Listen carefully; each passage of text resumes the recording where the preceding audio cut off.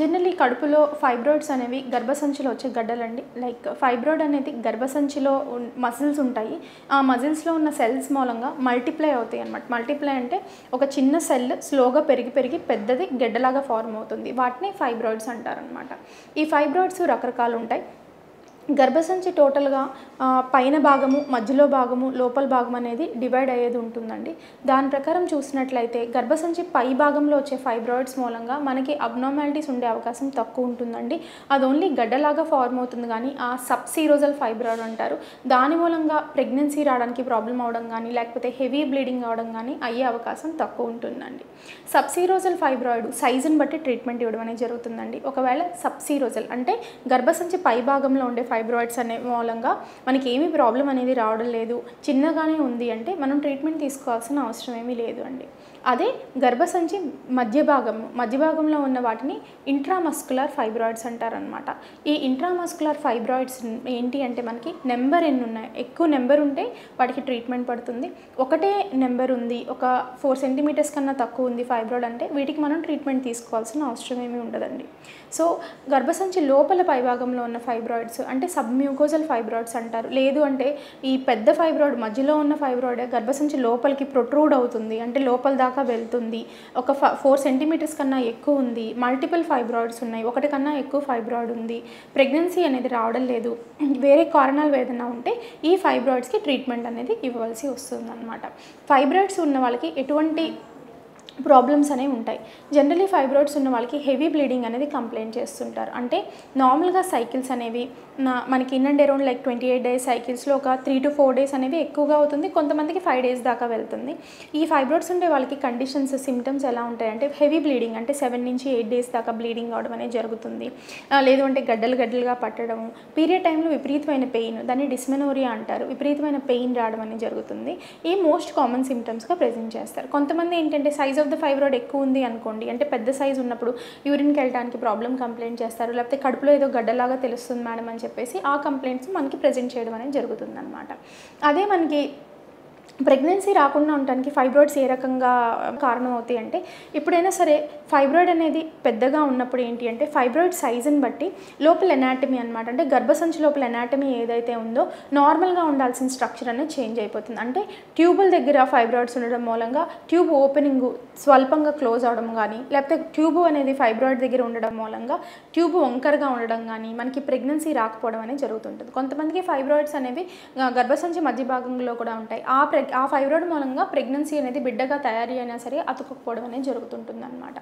ఈ చిన్న ఫైబ్రాయిడ్స్ కూడా కొన్నిసార్లు ప్రెగ్నెన్సీ రాకపోవడానికి కారణం అనేది అవుతాయి అనమాట. లోపల ఈ ఫైబ్రాయిడ్స్ అనేవి ఎనాటమీ అంటే నార్మల్ ఎనాటమీని చేంజ్ చేయడం మూలంగా నార్మల్గా న్యాచురల్గా జరిగే ప్రొసీజర్ అంటే ఎగ్ రిలీజ్ అయ్యి ట్యూబుల్లోంచి వెళ్ళి గర్భకోశం లోపలికి వెళ్ళడం అనేది కూడా స్టాప్ అయ్యే అవకాశం అనేది ఉంటుందన్నమాట. ఈ అబ్నార్మల్ ఎనాటమీ మూలంగా ఫర్టిలైజేషన్ అంటే ప్రెగ్నెన్సీ ఒక వీర్యకణము ఎగ్ కలయిక అనేది కూడా ఈ ఫైబ్రాయిడ్స్ ఎఫెక్ట్ చేసే అవకాశం అనేది ఉంటుందన్నమాట. ఇంకా ఈ ఫైబ్రాయిడ్స్ ప్రెగ్నెన్సీ కాకుండా తర్వాత ఏమైనా ప్రాబ్లమ్స్ కాజ్ చేస్తాయా?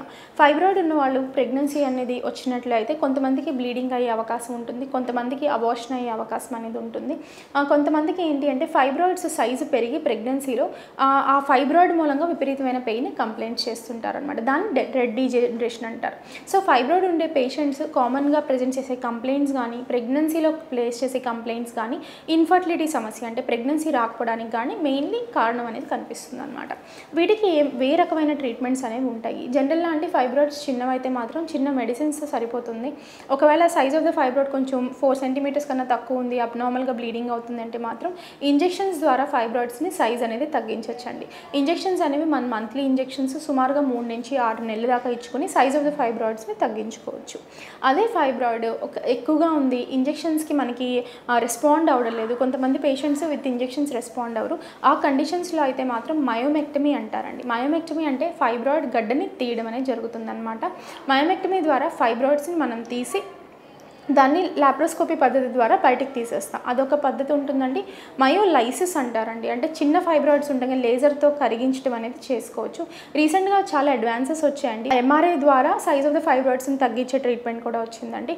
వీటికి ఏంటంటే స్లోగా ట్రీట్మెంట్ అనేది జరుగుతుంటుందండి. అంటే టైప్ ఆఫ్ ద ఫైబ్రాయిడ్ని బట్టి కూడా ట్రీట్మెంట్ అనేది ఆధారపడి ఉంటుందండి. ఓకే, సబ్సిరోజల్ ఫైబ్రాయిడ్స్ అంటే గర్భసంచి పై భాగంలో గర్భసంచి లోపల ఉన్న ఫైబ్రాయిడ్స్ని మాత్రము సబ్మ్యూకసల్ ఫైబ్రాయిడ్స్ ద్వారా హిస్ట్రోస్కోపీ ద్వారా తీయడం అనేది జరుగుతుందండి. సబ్మ్యూకసల్ ఫైబ్రాయిడ్ ఉండే పేషెంట్స్ మాత్రం కంపల్సరీ ఫైబ్రాయిడ్ రిమూవల్ అనేది కంపల్సరీ చేయించుకోవాల్సి వస్తుందండి. Only size of the fibroid పెద్దది ఉంటే మాత్రమే మిగతా పేషెంట్స్కి మనం డైరెక్ట్లీ ఫైబ్రాయిడ్ రిమూవ్ చేసుకోవాలని చెప్పేసి అడ్వైజ్ చేయడం అనేది జరుగుతుందన్నమాట.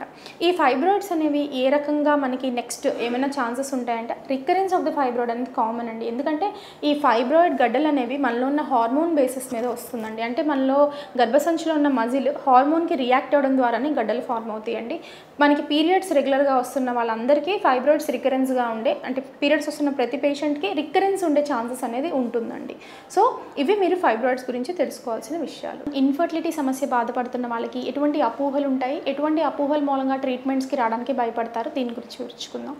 ఎస్పెషల్లీ నేను వైజాగ్ సైడ్ గురించి మాట్లాడదాం అనుకుంటున్నాను. వైజాగ్ చుట్టూతో చాలామంది చాలా విలేజెస్లో ఉంటుంటారు. వాళ్ళకి అసలు ట్రీట్మెంట్ ఉంటుంది, ప్రెగ్నెన్సీ అనేది పాసిబిలిటీ అవుతుంది ట్రీట్మెంట్ తీసుకుంటే అనే విషయం కూడా తెలియదు. ఓకే, ప్రెగ్నెన్సీ రావడలేదు, ఒక 2 years ట్రై చేశారు రావడలేదు అంటే అది వాళ్ళకి ప్రాబ్లమ్గా ఫీల్ అవుతారు, కానీ ఒక డాక్టర్ని కన్సల్ట్ చేయడం అనేది జరగదు.